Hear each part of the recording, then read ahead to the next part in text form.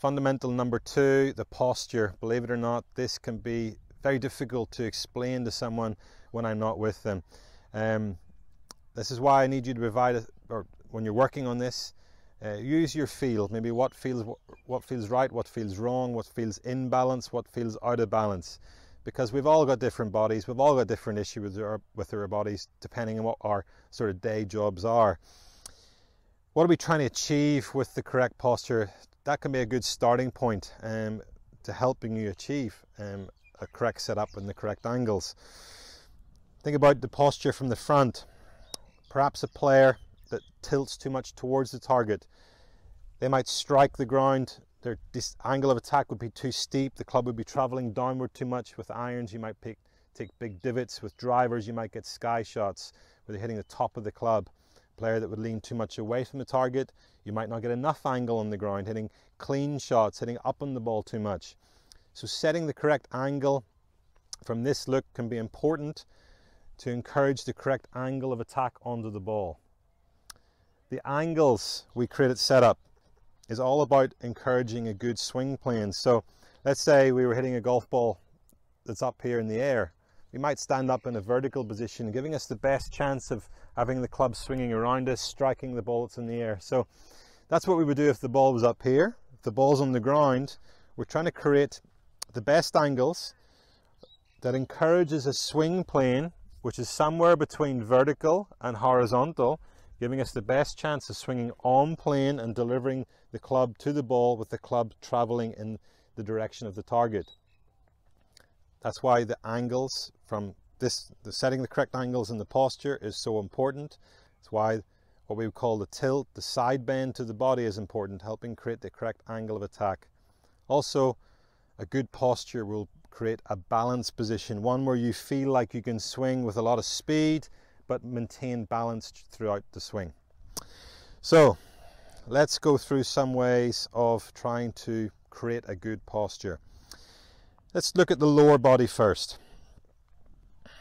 What I want you to do in a mirror is stand in the mirror and basically take a certain amount of knee flex that your knees will be intersecting, if a line was drawn straight down, somewhere in the middle of your feet.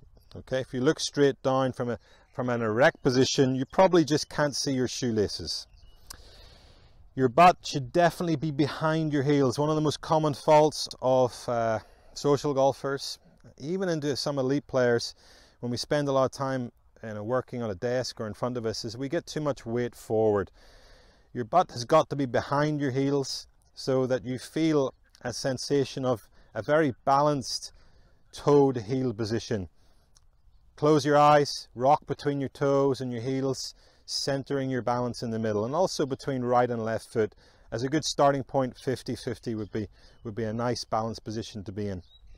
That's really going to help you swing powerfully but keep your balance. Working up into the upper body position. Now, if you were forward there at sort of 60-70 degrees, that would be incorrect. If you're up there at 20 degrees, definitely incorrect. We want to be somewhere in the middle. Again, there's two things. One, a feel that gives you the best chance of swinging on plane. But a good way of checking that is that if you drop the club from the back of your triceps, that would be sitting just in front of your knees. That's sort of telling me that you've got approximately the correct angle to your upper body. Now let's talk about a few other things which I think many players maybe go in the wrong direction of. We want to create a nice neutral lower back. So we don't want really any curving of the lower spine. We don't want any arching of the lower spine. This is where we need to be in control of our pelvis. Now I'm talking about the ideal position. There are, depending what your day job is, there's a lot of people that this pelvis movement is a little bit frozen. Maybe by changing it, you put yourself in such an uncomfortable position you simply can't play. So that's you. You probably need to do a little bit of exercise, try to gain control over your pelvis. But what we're trying to achieve is a nice neutral lower back, a flat lower back.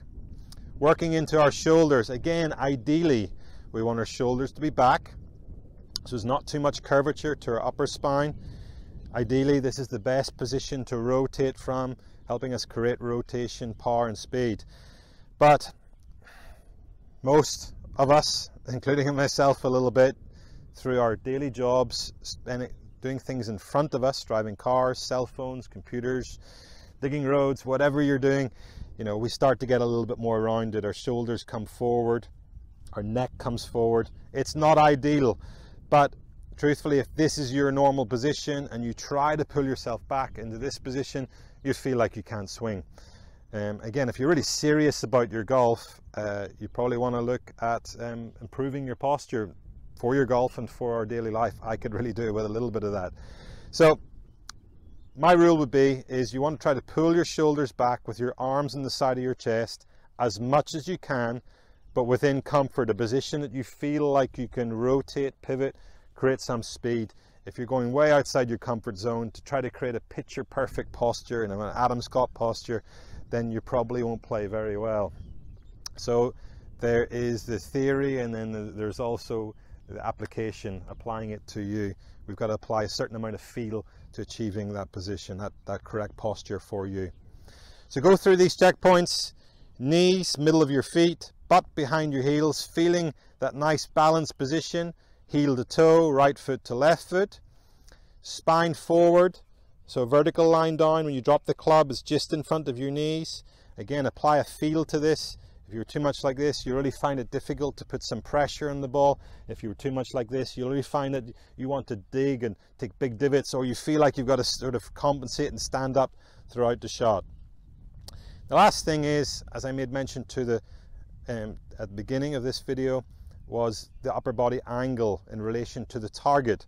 This will change club to club. So with a driver, you'll want more angle, encouraging an upward angle of attack. That's where we can get maximize our distance. With a sand wedge, you'll probably want to be a little more centered because we're striking more down on the ball. So it will change club to club, but maybe as a reference, you know, with your longer clubs, you probably want about 10 degrees, just so your left ear comes onto the ball when you have the correct ball position, which we're going to look at in the stance and ball position video. With your shorter clubs, you can be a little more centered. Apply some feel to this. So if I said to you, strike up on a driver, you won't stand like this. Feel like you can strike up on it. With a sand wedge, you want to feel centered, be able to take a divot. You're going to feel more centered in your setup. So that's really all there is to know about setting the correct angles, both from the front, the spine tilt, side bend as we call it, and your postural angles, knee flex, upper body angle. Probably one last thing to consider, which is connected to posture, is the distance from the ball. And this is a question I get asked a lot. What I don't like to see, and as I said, is connected to your posture, is players who stand too far from the ball. It tends to bring their shoulders forward, disconnects their arms from their body, and we see these players not really in control of the club face through impact. What I look for is a player to be connected, as I say, within their comfort zone, letting their hands hang down, and that tends to put their hands at the correct distance from their body. Checkpoint or reference point is maybe a straight line down from the end of your hands, could sit just in front of your shoelaces, or maybe a little bit more than a fist of your hand. There's no exact position. Again, as I've said many times here, we've got to add a little bit of your own feeling to that. I don't mind players who tend to get closer than this. We see a lot of good players closer than the position I've just explained. They feel a stronger connection. They feel in control of the club face with their iron shots. So if you're hitting the ball well and you're a little closer than the checkpoints or the reference points I've given you, I don't think that's such a problem. So the posture, as I've said, it's a difficult one to explain to you in the camera, but hopefully that's given you some guidelines which you can go off and work on. Use the guidelines, use the checkpoints, apply some feel and common sense to it, and I think you can achieve a good posture. Remember, it's all about creating the correct angle onto the ball, encouraging a good swing plane. If you like my videos, subscribe by hitting the button bottom right hand corner of the screen. Also, for more articles, videos, options for online lessons, check out my website swingstation.com by clicking the link top right hand corner. Lastly, check out my app completegolfcoach.com. Great way to bring my videos and lessons to the driving range.